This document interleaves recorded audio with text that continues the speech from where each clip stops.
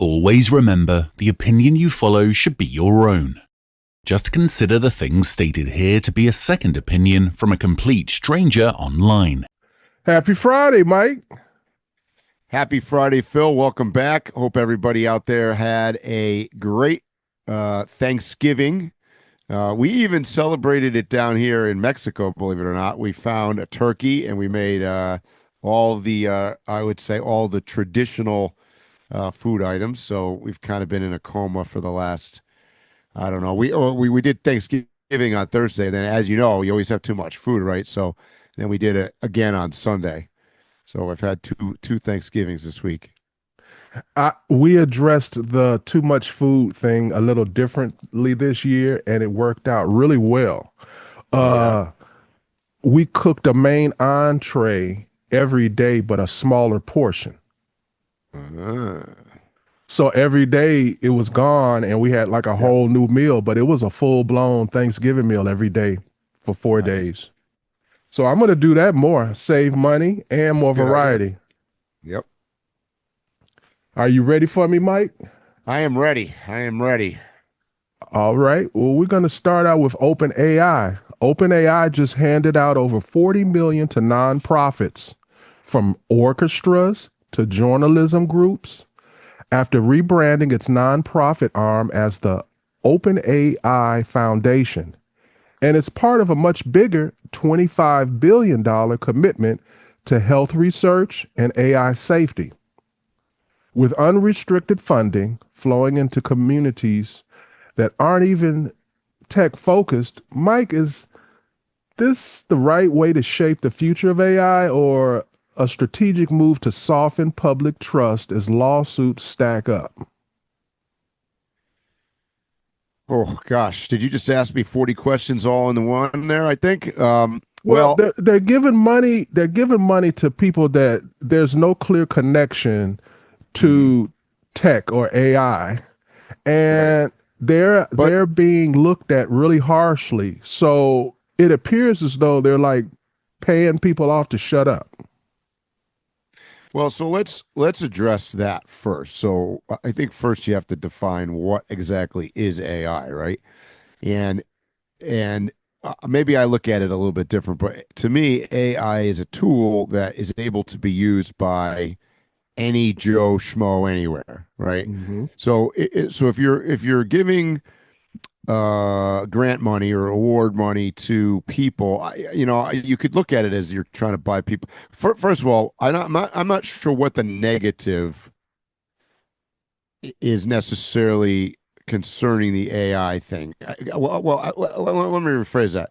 There's certain elements of it that I completely recognize as public perception that are negative about AI. However, if you look at it as a broader scope of, I'll give you an example. So I think, well, I'm going to speak for myself. Out there, I think everybody today uses AI to some extent, whether that's like you do a Google search on the internet. And, when we used to do a Google search, you do a Google search of, something, and you'd have a bunch of results come up. Now, the top result is always AI driven, right? So it's AI answering the question. And typically, I think, at least for myself, a lot of times I don't go that much deeper than it. It gives me the answer. And if I go and if I drop down and I try to go even deeper, I ended up with the same result. So I guess what I'm trying to tell you is that that seems to be fairly accurate. I mean, I'm not going to say it's perfect. And then I'll give you another example. So me being living down here in Mexico, obviously our healthcare is a little bit different. So when I was in the States, I had insurance in America, and now I have health insurance down here in Mexico. But it is so cheap, quite honestly, to do any kind of healthcare down here. It's amazing. So I'll give you an example. A couple weeks ago, I went to get my blood tested on my own accord. I just went in and I said, look, I want a complete blood test, cholesterol and all the usual, big comprehensive blood exam, and down here, of course, it was only like $40. So, and it came back the same day. Can you believe that? And in any case, I took that entire email that they sent me from the blood lab and copy and pasted it and stuck it in Chat GPT, right? So here I'm going to use AI to basically analyze my health. So it comes back with, you'd be surprised. I don't know if any of you out there have ever done that, but you put all that stuff in and it comes back and it says, all about this is your lipids and this is your cholesterol and this is recommended. It's kind of amazing. So for somebody like me that doesn't have, and by the way, this is typical in America, where you're not have access necessarily to convenient healthcare.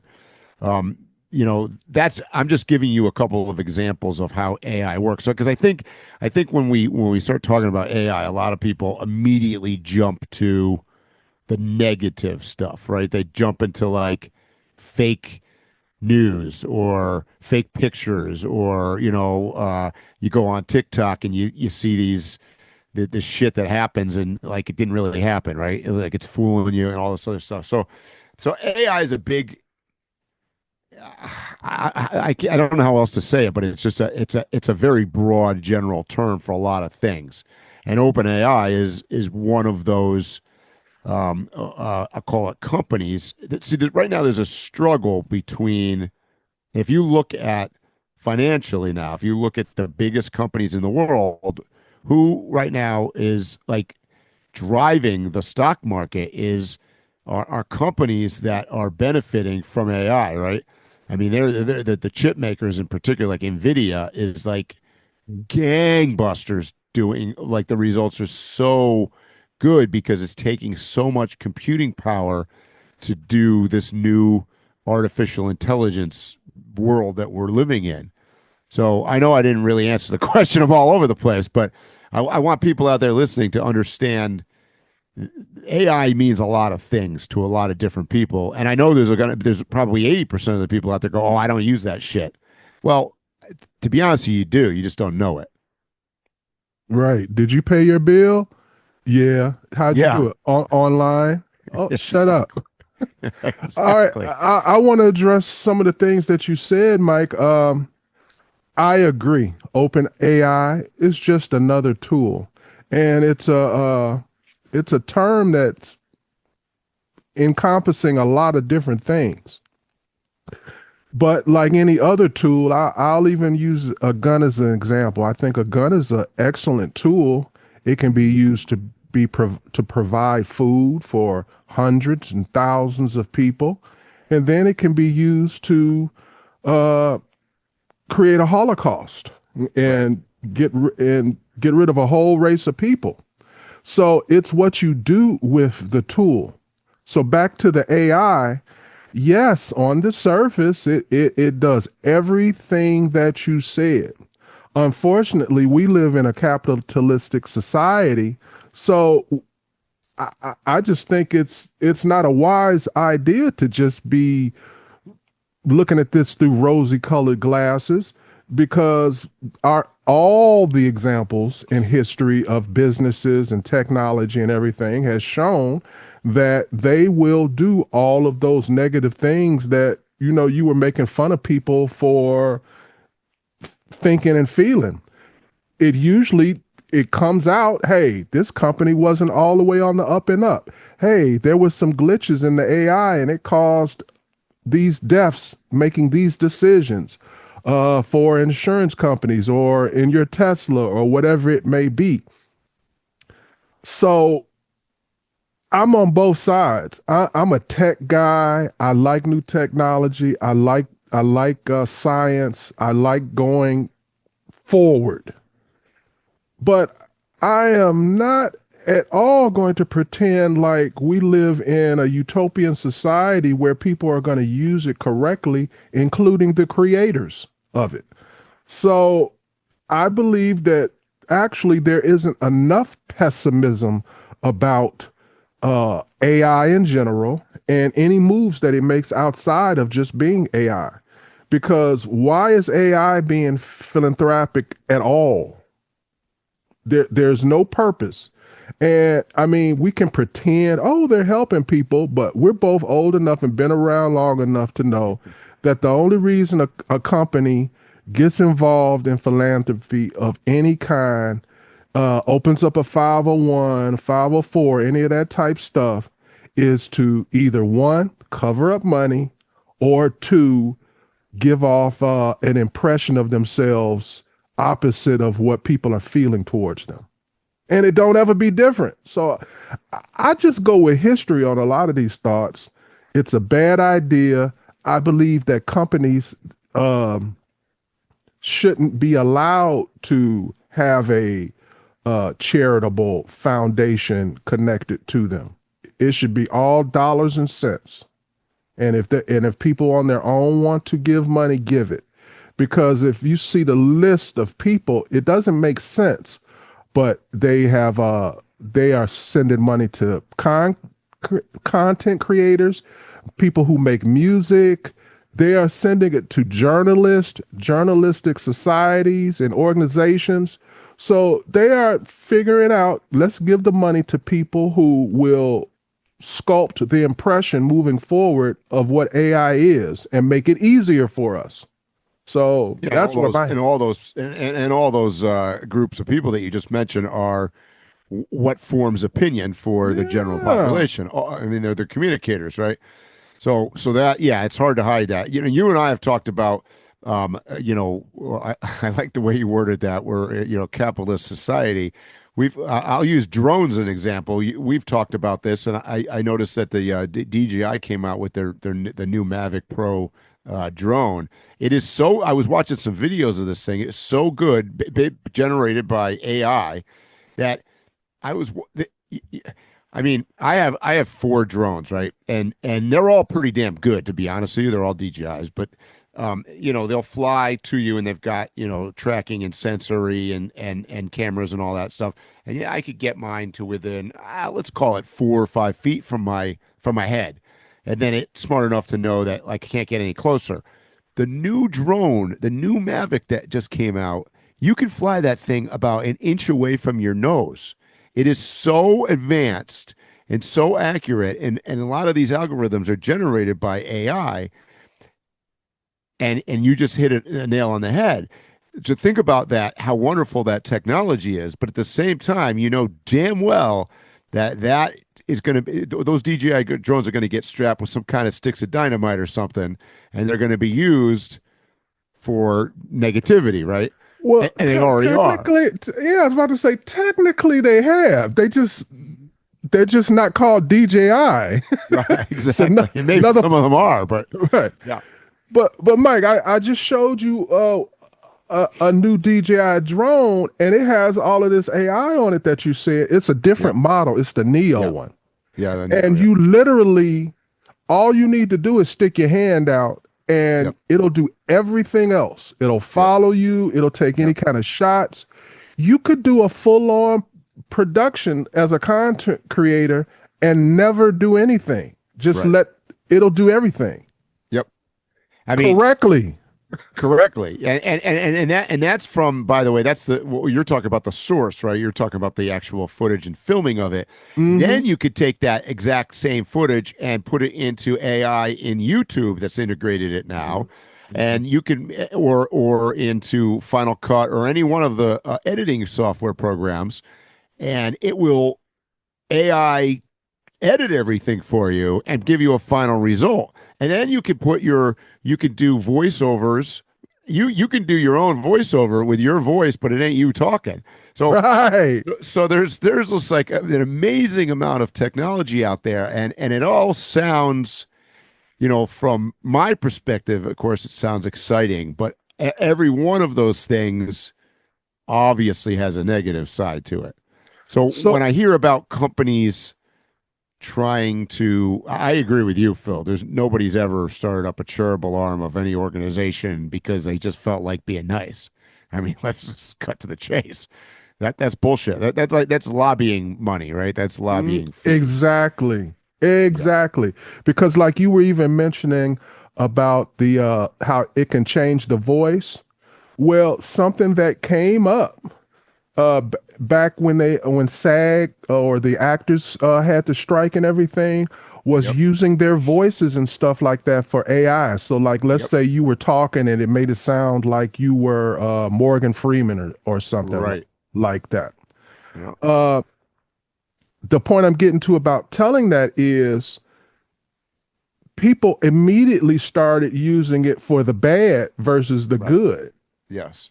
So it's just crazy to think that this is good. Yeah, I know. If you spend any amount of time on TikTok, like I do, you can listen to whole conversations between George Washington and Ronald Reagan, and then Trump walks in the room, and it all looks real, and it all sounds like their voice, and they're all having this conversation, and you're like, how the hell did they do that? And I remember when the very first instance of this happened when Star Wars in the movie came out, and they used what's his name that had already passed away, and everybody was up in arms about a dead actor, using his likeness or his voice or anything else. And holy shit, we're way past that now. I mean, we can do anything really. So it's crazy. I agree, bruh. So, Mike, a student at the University of Oklahoma cited the Bible in a psychology paper called Gender Ideology, Demonic. He got a 0, and now the instructor's on leave while the school investigates discrimination. The university says the grade wasn't about beliefs, but about answering the assignment. Mike, where's the real line between academic standards and religious free speech? Should this ever become a disciplinary issue?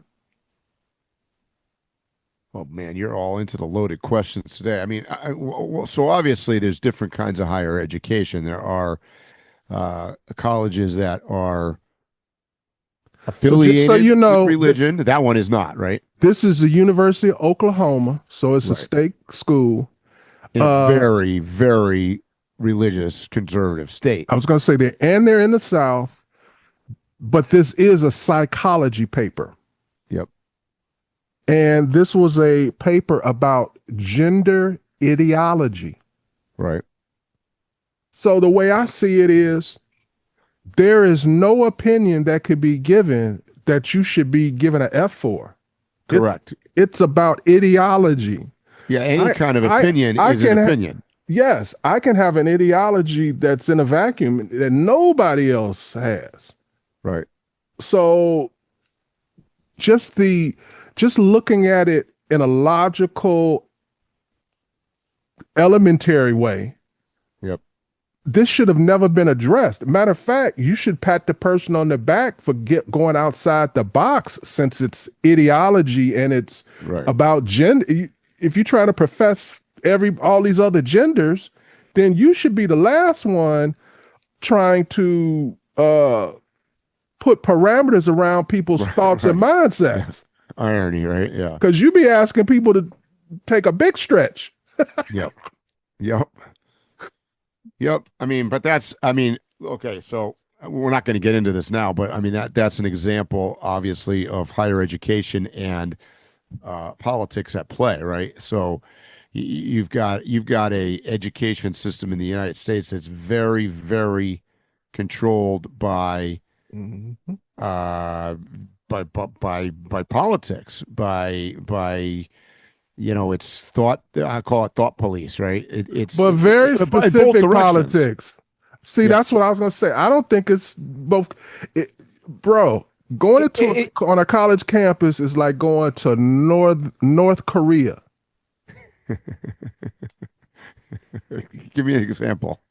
Well, if I walked down the street with a MAGA hat, in either case, I'd get attacked, right?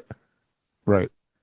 They have well, I mean, I could bring up there are some on the other side, like Liberty University. I mean, there are certainly some higher education that is way on the right as well. But I agree. But I can run them off. I can run the name of them off right now Yeah. All of them. I You can't run off probably- all the names of the No. liberal ones because No, you know. because after We I can't name even them, fit them. after I Right. name the 5 conservative ones, I just say, and all the rest are liberal. Exactly. So if you got to start reading them off, the ones that are in New England, you'll be here. We'll be here for the next 4 hours. Right. Yeah. Oh yeah. Bro, I used to live in Boston. It's this little school. I think it's called Wesley. Wesleyan or Wesleyan. And Wesley College too. Yeah. Yeah. I'm trying to say this in a real nice way because I don't mean anything negative. I'm just making the point. It's all women and they like it that way. Yeah. I'll just say that. Uh-huh. And this school could not exist in any other state. Right. Well, I mean, that's true. I mean, I don't know how to politely say this one too, but I used to have a restaurant in Northampton, Massachusetts, and that area, Northampton and Amherst, is so liberal, and there are schools there that not only do you have to be a woman, you pretty much got to be a lesbian too. So, I mean, I don't know how else to say that, but it's true. Like Smith College, I'll give you an example. I mean, you find somebody there that's, anyways, right? I mean, but I love Boston. Yeah. Mike, Senator Bernie Moreno, and I specifically brought this up specifically because of you, because I really want to hear your opinion about this. Yeah. Senator Bernie Moreno just introduced a bill to ban dual citizenship entirely, forcing millions of Americans to choose one nationality or lose their U.S. status. And that could even impact Melania Trump and Barron. It raises constitutional, logistical, and political landmines all at once.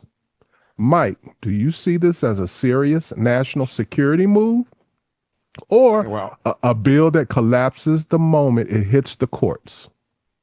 Oh, that's going to collapse. I mean, for one, you can't. So I'm not even sure what the goal is, to be honest with you, because if somebody has dual citizenship, I'll use myself as an example. So my grandparents born in Ireland, I can go get an EU citizenship, right? Mm-hmm. A legit one, and that means I would be carrying a United States and a European Union passport. So what?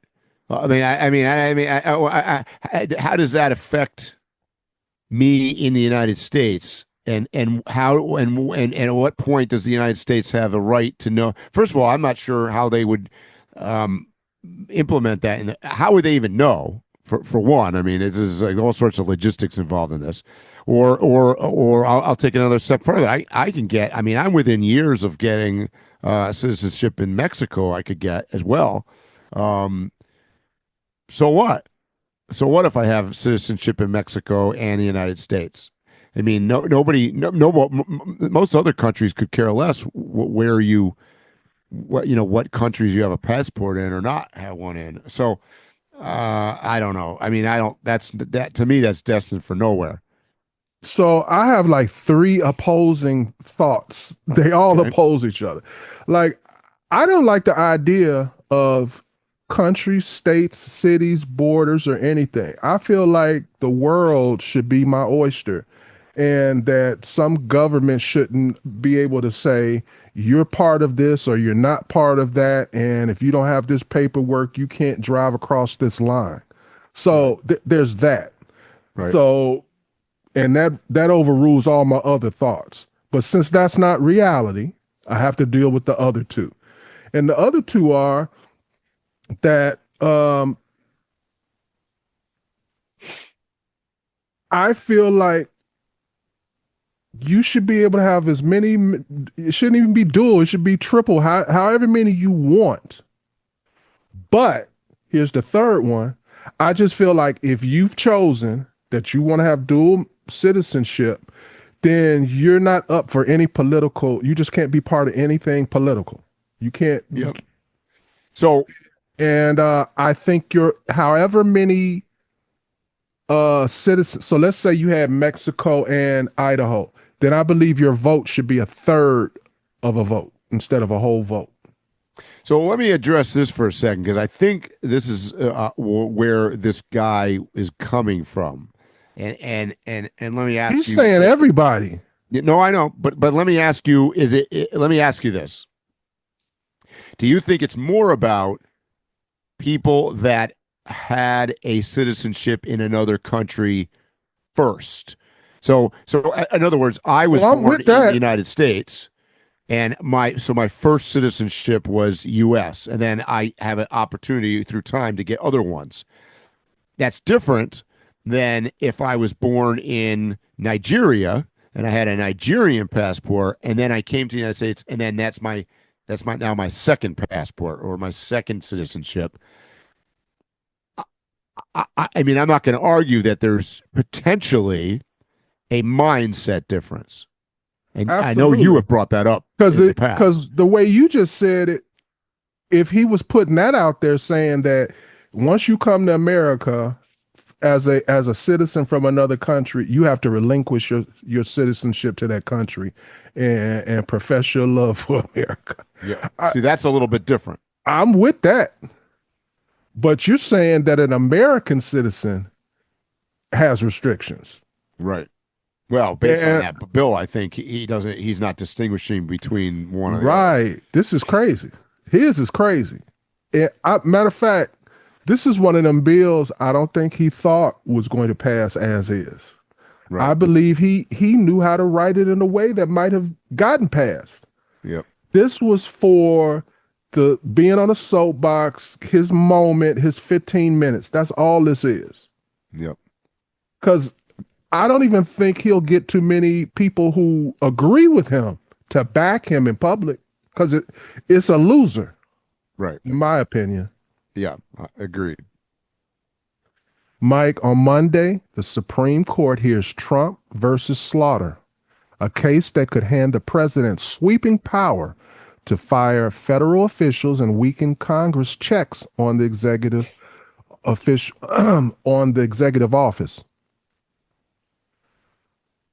Is this the moment the balance of power truly tilts toward an all-powerful presidency?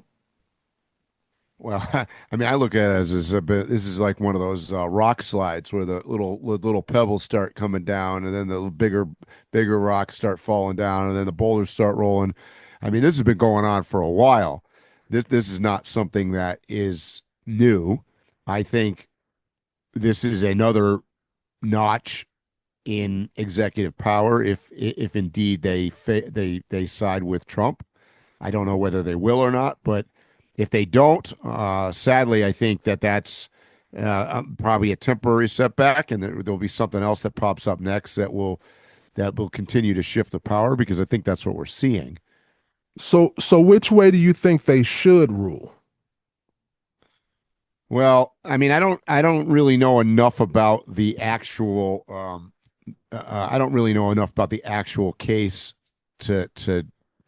I don't know. That's a good question.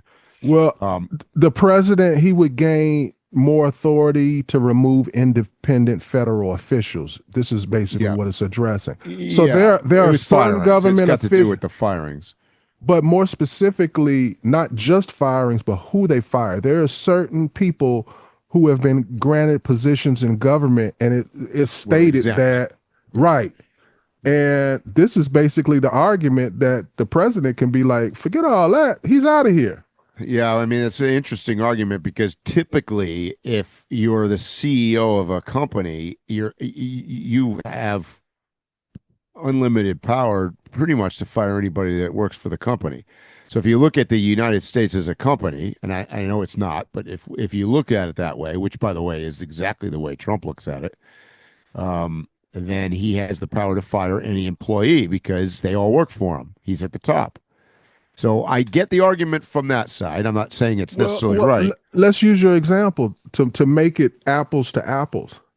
There are a lot of big companies, just like what you described, but then there's an outside entity that's on their salary that's there to monitor them. They're, especially like in tech, right, aeronautics and things like that.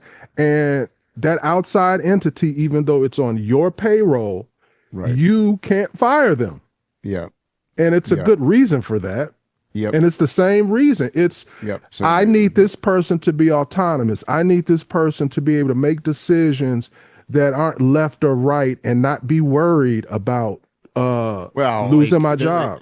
The judicial system is a good example of that. So like your anybody that's like Pam Bondi or anybody that's in that particular department is supposed to, we've always been led to believe, is supposed to be acting independent of the administration and always siding with the law. Now you're laughing because that's a load of crap. Right. It's a total load of crap. How do you hire somebody and you don't have any sway on them? Right. Bullshit. I call bullshit. Right. Yeah. And this administration has taken it to a whole new level. Yes. So do you think he should get these sweeping powers or not? Because I don't think he should. Okay. No, I don't either. No, I definitely don't. But I don't think he's going to get them, Mike. And the reason why I don't think he's going to get them is because everybody I've brought this up to has had like a guttural reaction to the idea of the president having total power. And I'm talking about true red hat wearing MAGA people. I just don't think most people see this one pretty clearly. Like, no, too much power. Yeah. I mean, unfortunately, I saw a poll the other day that was indicative and suggestive of the fact that there's many more people in the United States that actually are not, how would I say this, are not necessarily against a dictatorship or a heavy-handed, very centrally controlled executive branch. And that's just the reality of where we are as a society, which is both scary and interesting to me. I like that. That's accurate. Scary and interesting at the same time. Yeah. Mike, the House Oversight just accused Minnesota's leadership of letting what could be over $1 billion in pandemic and social service funds vanish into fraud, with claims of destroyed evidence and even criminal networks tied to the stolen money. Now, Governor Tim Walz and AG Keith Ellison are under formal investigation. Mike, is this government incompetence, political protection, or something worse? Well, I mean, this traces back to the pandemic and the bailouts and everything. Just in general, the whole thing was fucking crooked from the beginning. Let's be honest. All sorts of money went to all sorts of places that it never should have needed to go or needed to go. And, I saw a lot of that firsthand living at the time in New England, and Massachusetts was another one that I think it's been a bunch of lawsuits over. They did all sorts of crazy shit with the money. So Minnesota doesn't surprise me in the least. It was heavily run by the liberal side.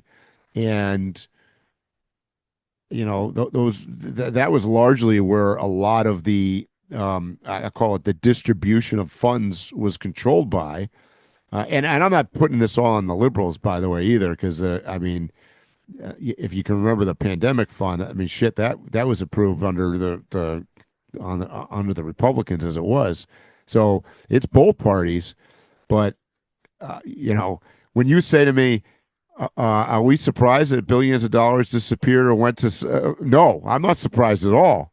I mean, that's par for the course. That the whole pandemic thing is. I mean, we're in December of 2025. We're almost going into 2026, and we are still dealing with pandemic-related financial shit. I mean, that has screwed up the world for probably decades. I was about to say, don't look for it to change in your lifetime, Mike. No, agreed. That's the sad part. And the crazy thing is, I had a ball during COVID. Yeah, I know. Hey, yeah. So, Mike, the Pentagon is now admitting they knew there were survivors after a U.S. strike on an alleged drug boat in the Caribbean and still ordered a second strike that killed everyone on board. Lawmakers are calling it potentially illegal, and the Trump administration says it was fog of war. So here's the real question. Was this a lawful military operation or an unlawful killing carried out with due process? My answer to this is not going to be popular, probably, but like, let's get to the root of this whole conversation. I mean, at the end of the day, who gives a fuck? I mean, I don't know how else to say that, but like, so I mean, I've heard arguments from both sides. You know, the debate goes on, rages on Facebook all the time about, you know, that we're blowing up without due process. We're blowing up. But and then the argument is, well, they're claiming they're fishing boats. And I mean, okay. They're not fishing boats. All right. They're bad guys. They you know, I saw a video of this particular one that was in question, and they had, you know, bales of, you know, cocaine or whatever the hell it was. Guys they were trying to throw it overboard. And I mean, it's a boat with, you know, $200,000 worth of engines on it. Okay. It's got like 4 outboard engines. It's got about 1,000 horsepower. This is not by any definition a fishing boat. Okay. So let's just cut to the chase. I mean, I know a lot of people are arguing about whether or not it's justified, not justified. Now, the fact that it's not a fishing boat, let's just go with that argument for a second. And it is drug runners or bad guys. Does that give us the right to do it? Not by definition. No, it does not. However, let's get to the root cause of what's going on. All we're doing is grandstanding, and we're trying to do regime change in Venezuela, and we're trying to go in and militarily change the balance of the Western Hemisphere. Okay, let's just call it what it is. The difference this time is that you're seeing it on television, you're seeing it in social media. We've been doing the same shit for 100 years. We've always killed people extrajudiciously. I mean, this is not new. Like, if you think this is especially in South and Central America, especially in Central and South America, exactly. So, you know, all of a sudden, there's holier than thou people that are like, "Oh my God, I can't believe we're killing innocent Venezuelans." Okay, that's a fucking terrible argument. Like, let's just forget that argument. That just sounds stupid saying it. Is it breaking the law? Probably, yeah. Oh, it's breaking international law. So if you're going strictly by law, it even breaks the rules of engagement that the U.S. military has come up with. Okay, but did anybody have, you know, did that many people have a problem with us bunker busting bombs over in Iran? Or, you know, trying to take out nuclear weapons like we did like 6 months ago or whatever. I mean, you're bombing another sovereign entity, right? That can't be legal either. So, I mean, are we upset because these poor fishing guys on a boat? Is that the problem? Is that what we're upset about? Yes. Okay, so I call bullshit on that. Who gives a fuck? I mean, that's just my opinion. I mean, they're clearly not good people. Okay, like, I've seen enough video of this, you know, to determine that these are not fishing boats. They're not out for joyrides. We're not blowing up yachts. I mean, these are cigarette boats with gigantic engines on the back that are going from point A to point B quickly. That's what their goal is, right? To move something.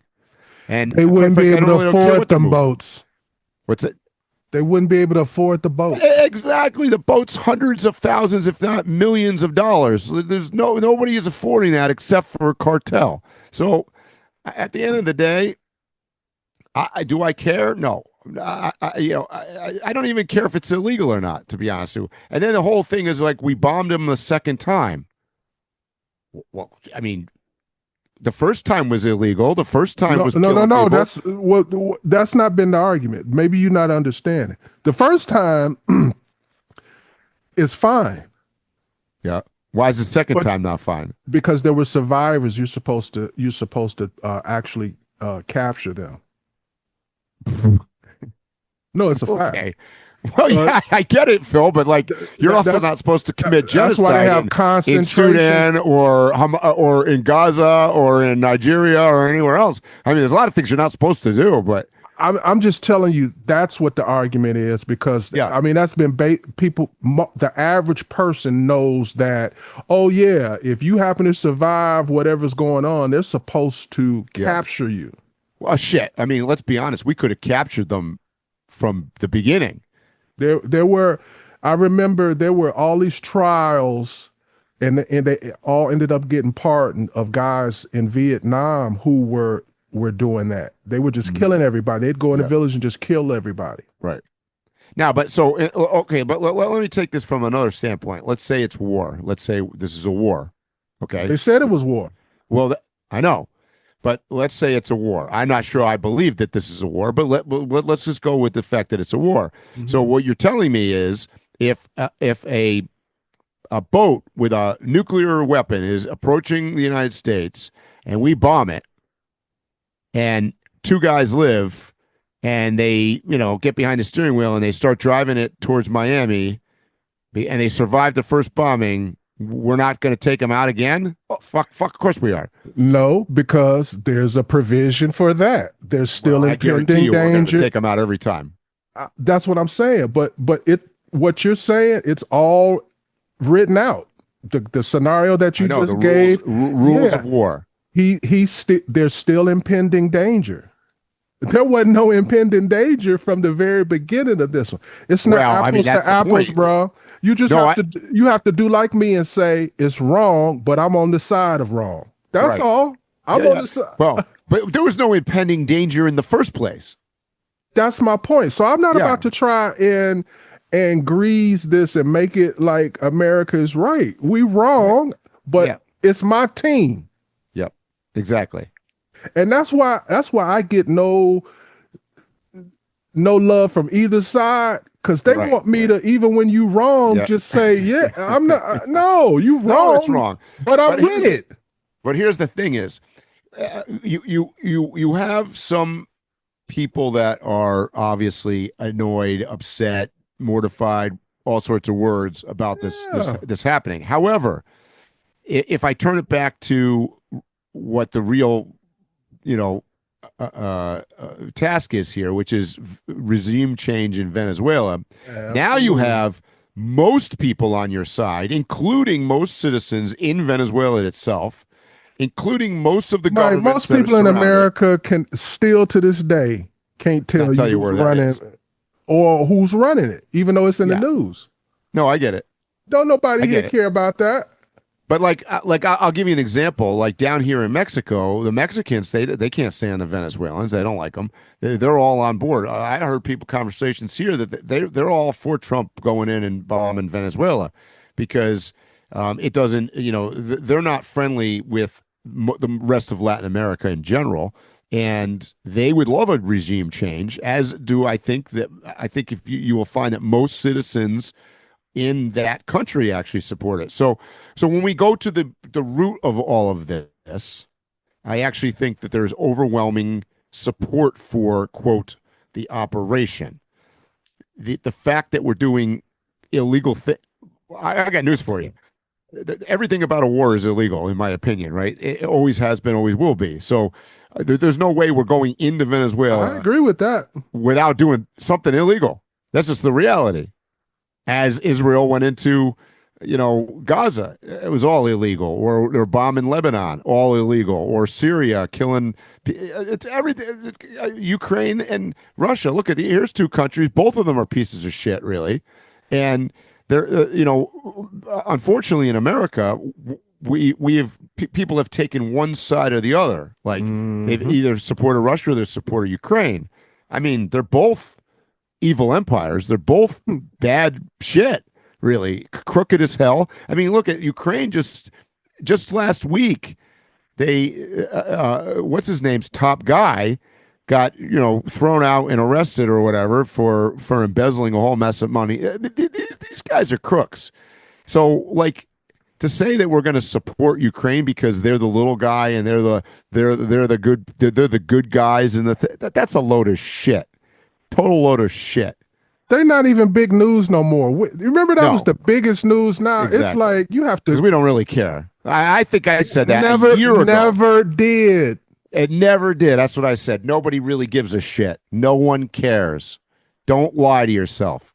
So, Mike, I'm going to end this thing about Venezuela with saying my prediction, which is it's only two things going to happen. I mean, it's going to be a lot of other stuff that happen, but I mean, the two major things that's going to happen. Either the president of Venezuela is going to unceremoniously go into exile and leave the country, all of a sudden, or you're going to have a regime within the country do a coup. And I'm willing to bet any amount of money that it's one of those two things. I think it's going to be both, and I think it's going to happen soon because I believe that Trump has they've already pretty much come out and said it, that they've already offered him to go into exile. They're pushing for it. I heard some internal news out of Venezuela that he's obviously not a dumb. I mean, he's probably considering it. He's going to lose, and I do think that we are also funding. But which, by the way, the opposing party there that's going to do the coup was by all accounts legitimately elected already. Like there's a lot of countries in the world that don't even recognize Maduro as winning the last election. So I think it's going to be a combination. We are already putting in place who is going to take over, and I think we're going to give him the golden slide. To slide his way into Cuba or wherever the hell he's going to escape to. Probably Russia. He better take the exile. His time is running out. Oh, it's running out. For people who don't really know how these exiles work, it's the same thing as like a Fortune 500 company and you're getting rid of the CEO. Yep. The exile is basically a negotiation on how much his balloon payment or exit payment is going to be. Yep. Because they don't just tell you to go. He's going to get paid. Yeah. And the only question, in my opinion, that we have that we don't know yet is, are we going to do any kind of strategic strikes to force the issue or not? Meaning, are we going to bomb the communications? Are we going to bomb, certain key things in the government to put so much pressure on him that he walks? Similarly to what happened in Syria, where they bombed enough little infrastructures where what's his name decides I got to get on a plane and fly to Russia now. So I it's just whether he's going to go before that happens and I do think that if we're going to launch a missile or two at a radio tower, let's say, that we're talking in the next 10 days. This is going to happen soon. I can see some extremely strategic hits being done because they don't want to truly destroy the infrastructure or any of that stuff. Nope. They want to come right in. They want to immediately send in these major companies and start drilling for oil and minerals. Exactly. Yeah. So they don't want to. They don't want to have a couple command and control and right. communication hubs, and that's it. Believe me, that's how they think, and they're like, we don't want to have to rebuild the whole country, and then there's probably somebody lobbying will blow them up because we're in real estate and construction. Exactly. That's really how they looking at this, man. I know. Man, so when you bring up the fact that we hit a second boat with 6 guys on it, that's at the top of the conversation when I say who gives a really rat's ass. That's my point. In the scheme of things, that's nobody cares. So maybe you'll give a rat's ass about this, Mike. President Trump just moved to gut federal fuel economy rules, saying it'll make cars cheaper by killing what he calls burdensome standards. But critics say drivers will pay far more at the pump long term, With EV credits already being axed, Mike, do you see this lowering sticker prices in any meaningful way? Or is this about propping up gas guzzling profits? I think it's about breaking California, if you ask me. I think that the rest of the United States has been largely subjected to the California's control over the EPA. So because look at it this way, all this California emission stuff, the standards that they set were above and beyond even the federal standards. So automaker, particularly the United States ones, did not want to have to make two cars, right? So they've had to comply to a set standard that was pushed on them many years ago. Um, this is all about politics, though. I mean, personally, I think the EV thing and all that's going away because it's a failed business model. It's just not working. So, and the problem is that we have infinite amounts of reserve. Unlike, well, I think you and I talked about this on another show. Yeah, I remember, back in, I don't know, what was it, the 70s? They told us we're running out of oil by 1986 or something. And now the new estimate is like we've got enough for the rest of human life, and they keep finding more. So, I watched this show called Landman, and it's kind of funny because there's some episodes of that talk about it, and there's a dichotomy between the oil guys and then the quote environmentalists, and it's like the oil guys just simply like, look, until you guys decide that you don't really want to, you come up with a new solution or you don't want to do this, then we're doing it. You demand that we produce oil. It's everything that you consume nowadays in America or anywhere else in the world is made out of plastic. Every single thing that we do has something to do with oil. So to try to take oil out of the equation is nonsensical until you have a legitimate, real solution that actually works. That's cost affordable. We don't have that. So it ain't. I mean, and by the way, we are able to produce natural gas, oil, and various petroleum stuff a lot cleaner and safer than we used to as well. So just because we say that we're going to take away, it doesn't mean that we're going dirty. It just means that we're being realistic, I think. So I don't know. Mike, you be so optimistic on these things. Before we had all of these EV regulations, it was horrible. You had smokestacks all over America. You couldn't breathe in some cities. Yep. Some cities were known for you can get a good job there, but you need to drive 2 hours out the city to breathe. Yep. I don't think that if you remove all of these EV regulations that we're not going to revert back to that. I think everybody if I'm a business and I can open up a manufacturing plant and I can save several $1 million a year by not following EV requirements. Probably several $1 million a minute. Of course. Yeah. I don't disagree with that. Which, by the way, is my whole argument with the climate change coalition and the whole world what was the Paris Accord or whatever. The problem with all of this is that none of these other countries follow the shit. Exactly. So we're gonna stand there and go, oh yeah, we're gonna do it. And then so we got us, France, Switzerland, and it's like 7 countries. Yeah, we're doing it. Okay, well, last time I checked, it's one world, one globe, and if they're building out a bunch of shit out of Nigeria or China or wherever we're manufacturing this stuff, let's be real. I mean, America's not producing most of that because we're not making most of the stuff. Right. So, yeah, I mean, that's the problem. That was partly how we were so easily sold on the idea of moving manufacturing out, because it was also labeled as something as cleansing our skies. Yep. Load of crap. Mike, Costco isn't waiting on the Supreme Court. They're suing now to claw back tariffs paid under President Trump's sweeping import taxes, which 2 federal courts have already ruled illegal. With nearly $90 billion on the line, the refund rush is on. Mike, if the court nukes these tariffs, do companies actually get that money back? And what does that mean for consumers?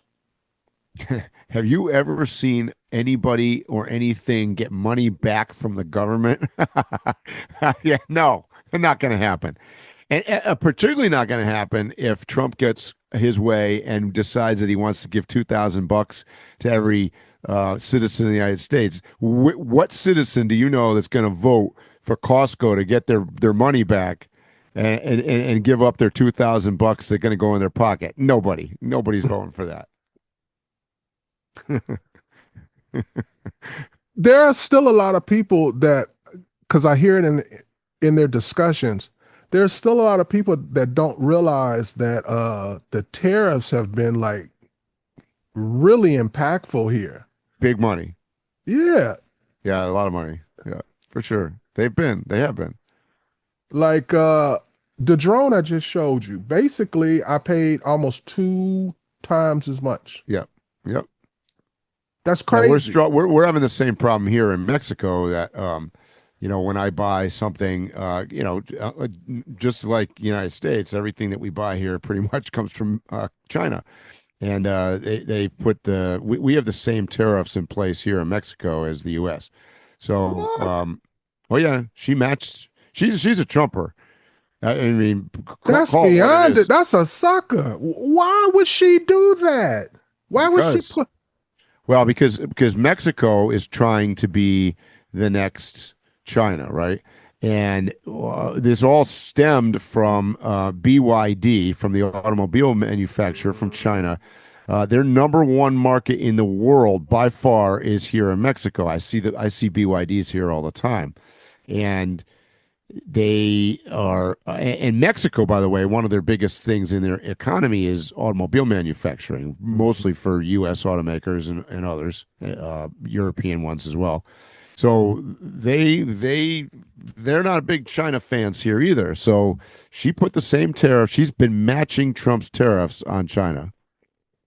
Well, I sure hope that she gets rewarded with something from America for doing it, because otherwise I don't see the benefit. Yeah. If she gets nothing from America and loses China, well, they're making a lot of money too, though. Just like America, Mexico's been making money on the tariffs as well.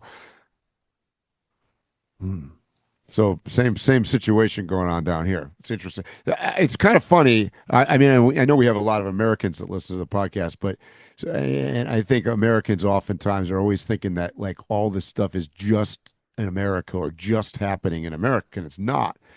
This is a worldwide thing, and our dependence on China and our quote, I'll call it hatred for China or whatever we want to call it in the States, is not just America. It's shared by other places in the world. I mean, it wasn't just America that sent everything to China to get manufactured. It was everywhere. Everybody did that. Right. So, Mike, Trump's administration is threatening to cut SNAP administrative funding to Democratic-led states unless they turn over recipient data, including names and immigration status, even as those states argue it's illegal and it's risky. A federal judge has already blocked the request for now. Mike, is this real fraud enforcement or a pressure tactic on blue states that could hurt food aid operations? I'm going to say that I'm 100% in support of the federal government doing that. I think they should force it. I think that I think I said this on a prior podcast. One of the top states for SNAP benefits was Massachusetts. I'm looking at the chart. Massachusetts is the most educated state in America. It's wealthy by and large. What the fuck is going on here? I can tell you what's going on here. There's a bunch of fraud going on, and it's happening because it's being controlled by people that are heavily in support of these kind of programs. So yeah, I think the federal government should. I'm on board with that. Shut off the funding. Everybody has gone to school that lives in Boston. Yeah, no shit.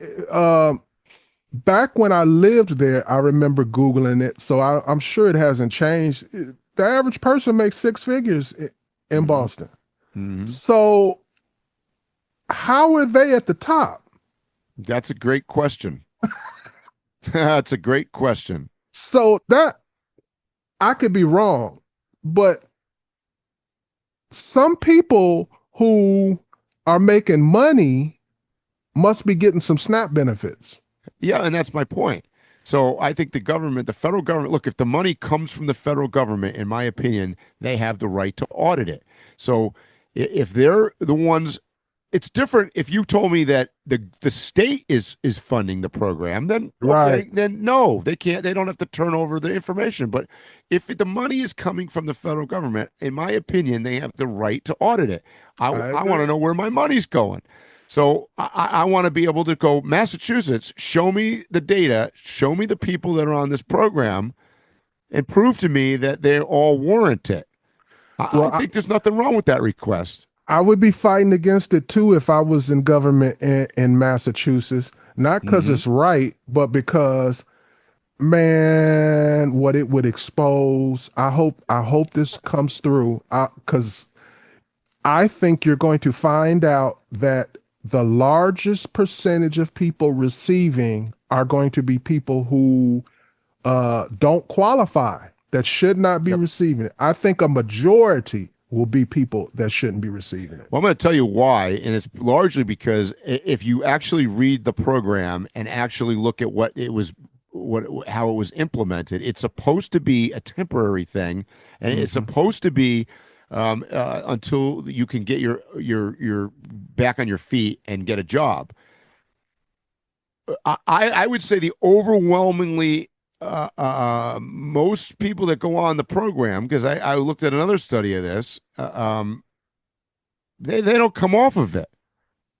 Once you get accepted into this thing, you're like a lifer. That's not what this thing was meant. Instead of spending time trying to find a job, they spend more time trying to figure out how to stay qualified for the benefits. Yes, exactly. And I'm not just throwing Massachusetts under the bus. Let me tell you, like, if you look at the top 20 states at the top of this thing, it was Washington, Oregon, California.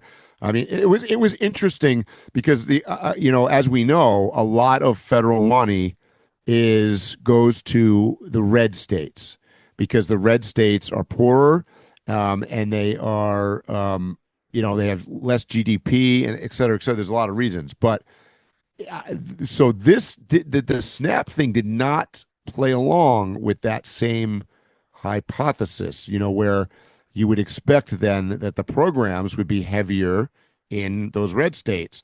And it's not the case. It's the blue states that actually have heavier SNAP programs. So I think it should be audited. Bro, here, I don't even think too many poor people, like most of them are homeless, so they don't have an address to be getting the benefits. The people, I believe a lot, I'm talking about just here in Oregon and Washington. It's a lot of children of rich kids getting these benefits. Yeah. That don't want to work. Right. Yeah, I know. I mean, and it's like I said, the biggest problem is that it's a permanent thing. Look, anybody can fall, anybody can have a problem, and anybody could legitimately need the program. I'm not denying that. However, the goal of the program was that you would get back on your feet, and that is definitely not what's occurring. I'm all for that. If all of these subsidies and SNAP benefits and all of this other stuff, if they all returned back to the basic idea of this is to help you get back on your feet, I'm with keeping them all. Yes, agreed. Me too. Yep. But it's become the poor man's scam, and I'm not going to totally just poop on them. because on the other end of the spectrum, you have rich folks and businesses and stuff like that, and they just pull the same money from a different part. Yep. So everybody is looking for the government for some money. And that's the problem. And that's what I was talking about earlier with this whole pandemic thing. That the pandemic thing largely went to wealthy people and businesses and wealthy businesses. And they didn't need it. A lot of people took a lot of money because it was granted to them. And shit, if you're gonna be given the money, you're gonna take it, right? Nobody's gonna say, "Oh no, I don't want that." So I mean, that's the problem. So what I learned from several people about the COVID was, if you had a business that was doing horrible, that you were already getting ready to get out of, the COVID was the best thing in the world. Ever happened. You just kept that shit open for 2 years. Yep, exactly. Yep. Yeah, and we laugh about it, but I mean, see, to me, that's the same. That's indicative of the same situation that's going on with Snap. It's the same. It's the same thing. Oh, it's exactly the same. Mike, we covered a lot of stuff today. We did. We probably pissed off some more people, which is good, because I tell you what, Phil, the more people we piss off, the more people will listen to our show. So it's actually a conundrum, but it's the truth.